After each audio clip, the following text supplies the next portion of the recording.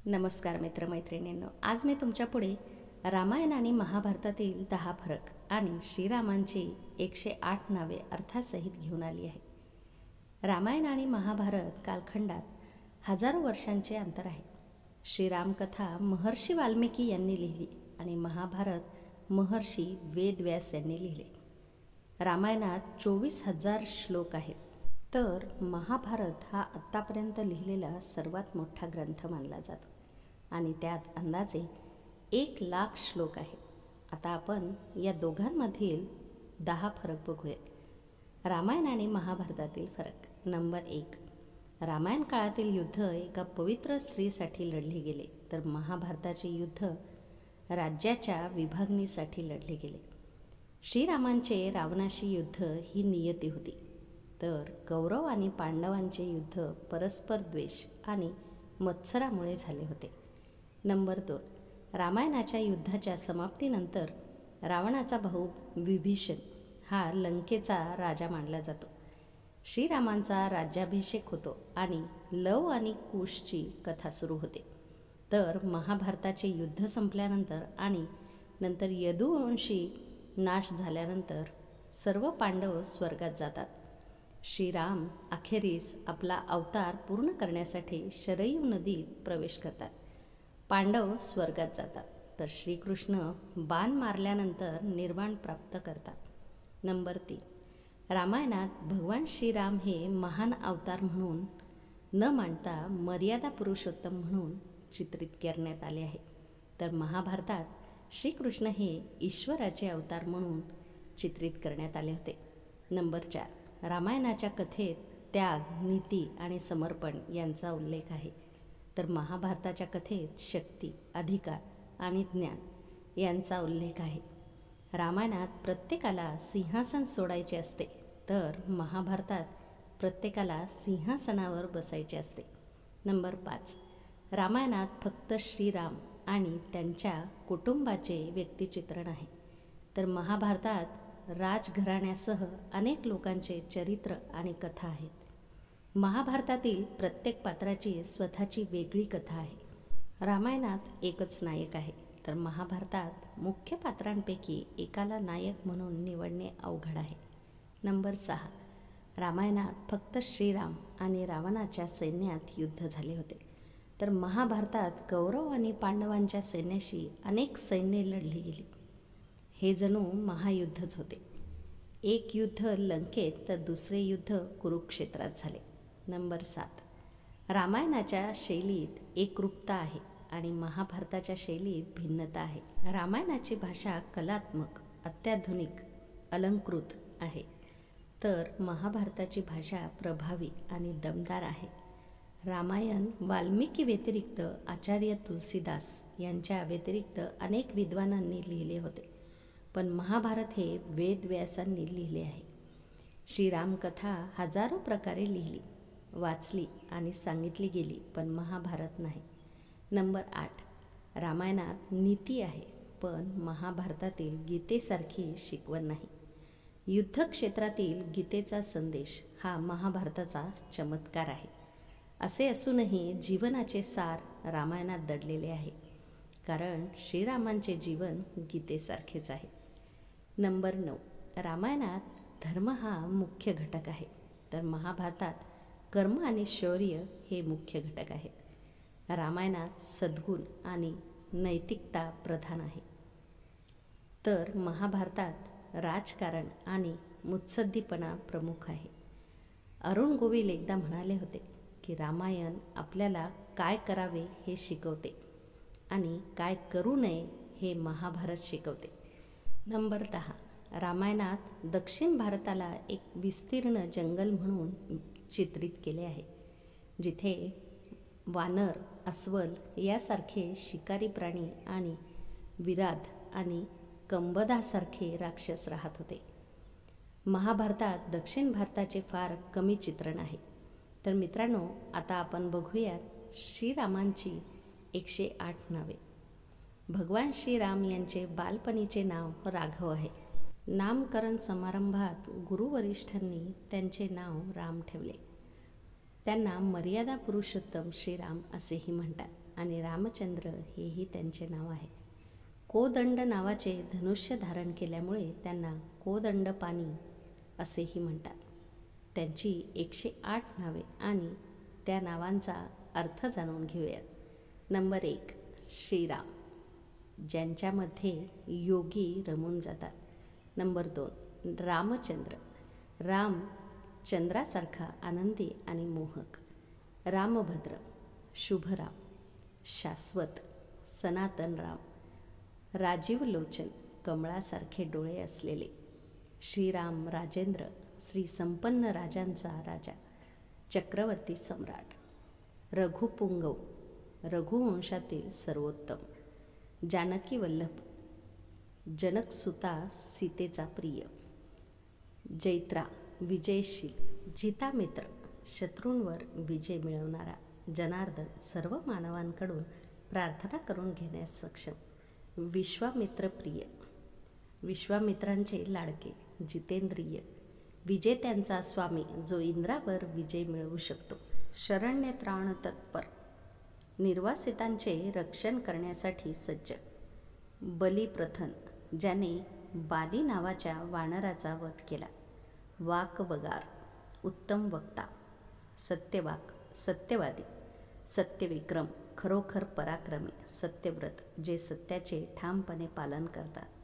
व्रतफल, व्रत पूर्ण केल्याने मिळणारे फळ. सदा हनुमादाश्रय, जे हनुमानाच्या हृदयाच्या कमळात वास करतात. कौसल्यानंदन, कौसल्याचा मुलगा.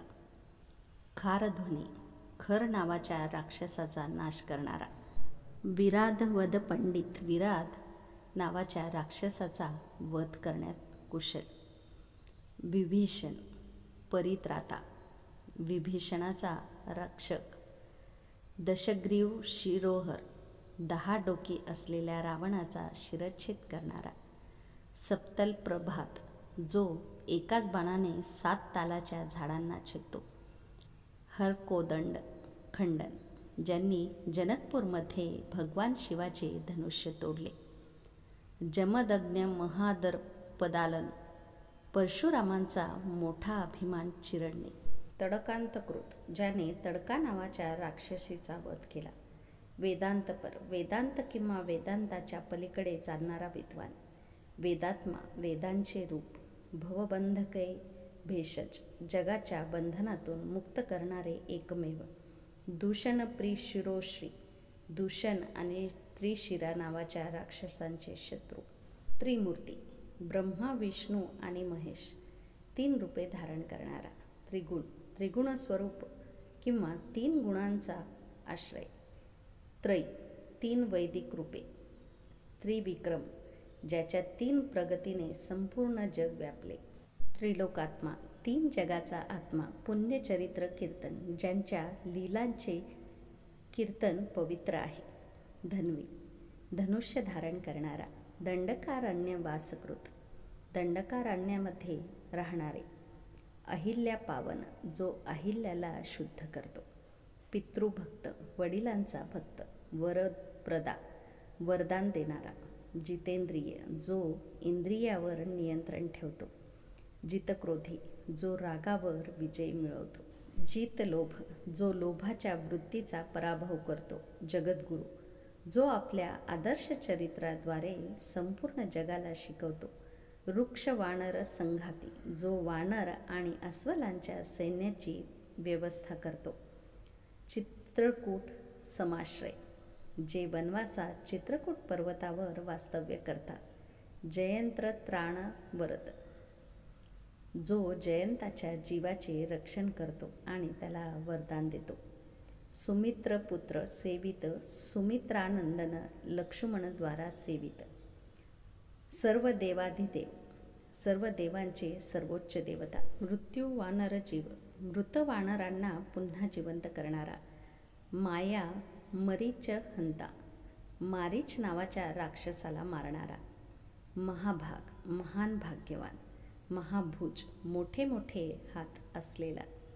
सर्व देव स्तुत, ज्याची सर्व देवता स्तुती करतात. सौम्य, शांत स्वभाव. ब्राह्मण्य, ब्राह्मणांचे शुभचिंतक, मुनी सत्तम, ऋषींमध्ये श्रेष्ठ, महायोगी, महान योगी, कारण ते सर्व योगांचे प्रमुख देवता आहेत. महोदर, सर्वात उदार, सुग्रीव स्थिर राज्यपद, जो सुग्रीवला स्थिर स्थिती प्रदान करतो. सर्व पुण्य धिक फलप्रद, सर्व गुणांचे उत्कृष्ट फळस्वरूप, स्मृती संवार घननाशक, जो केवळ स्मरणाने सर्व पापांचा नाश करतो. आदिपुरुष, राजवंश किंवा साम्राज्याचा पहिला दुवा. महान पुरुष, सर्व पुरुषांमध्ये श्रेष्ठ, परमपुरुष, सर्वात उत्कृष्ट व्यक्ती, पुण्योदय, जो पुण्य प्रकट करतो. महासारा, सर्वश्रेष्ठ सारभूत परमात्मा. पुराण पुरुषोत्तमा, पुराण प्रसिद्ध क्षर अक्षर पुरुषांमध्ये श्रेष्ठ, लीला पुरुषोत्तम. स्मितवक्त्र, ज्याचा चेहरा सदैव हास्याने सजलेला असतो. मितभाषी, जो कमी बोलतो. पूर्वभाषी, प्रवक्ता. राघव, रघुकुळात अवतरलेला. अनंत गुण गंभीर, अनंत शुभ गुणांनी संपन्न आणि गंभीर. धीरोदात्त गुणोत्तर, वीर धीरोदात्तच्या विलक्षण गुणांनी युक्त. माया मनुष्य चरित्र, जे आपल्या मायाचा आश्रय घेतात आणि मानवासारखी कर्मे करतात. महादेव विभू पूजित, भगवान शंकराच्या द्वारा सतत पूजा. सेतुकृत, जे समुद्रावर पूल बांधतात. जितवारिश, समुद्राचा विजेता. सर्व तीर्थमय, सर्व पवित्र स्थानांचे स्वरूप. हरी, पापतापाचा नाश करणारा. श्यामांग, सावळ्या रंगाचे. सुंदर, खूप सुंदर. शूर, अतुलनीय धैर्याने संपन्न वीर. पीतवासा, पितांबरधारी, धनुर्धारी, धनुष्य धारण करणारा. सर्व यज्ञाधिप, सर्व यज्ञांचा स्वामी. यज्ञ, त्यागाचे स्वरूप. जरामनवर्जित, वृद्धत्व आणि मृत्यूपासून मुक्त. शिवलिंग प्रतिष्ठाता, ज्याने रामेश्वर नावाच्या ज्योतिर्लिंगाची स्थापना केली. सर्व घनवर्जिता, सर्व पापांपासून रहित. सच्चिदानंद विग्रह, सतचित्त आणि आनंदाचे स्वरूप निर्देशित करणारा. परमज्योती, परमप्रकाश, सर्वोच्च ज्ञान. परमधाम, सर्वात उत्कृष्ट तेज किंवा साकेत धामाचे रूप. परकाशा त्रिपदा, वैकुंठधाम स्वरूप, ज्याला परमयोमा म्हणतात. परात्पर, इंद्रिय, मन, बुद्धी इत्यादींच्या पलीकडे असलेला देव. परेश, सर्वोत्कृष्ट शासक. पार, जो सर्वांना मार्ग दाखवतो. सम, सर्वांच्या पलीकडे विद्यमान. सर्वभूतात्मक, सर्वभूत स्वरूप. परमात्मा, परम आत्मा. रामचंद्र, चंद्रासारखा थोर. शिव, परम शुभ. तर मित्रांनो, तुम्हाला ही कथा आणि माहिती कशी वाटली ते नक्कीच सांगा. आणि हो, लाईक आणि शेअर करायला अजिबात विसरू नका. RD स्टोरीजला सबस्क्राईब करा. पुन्हा भेटूयात उद्याच्या कथेमध्ये.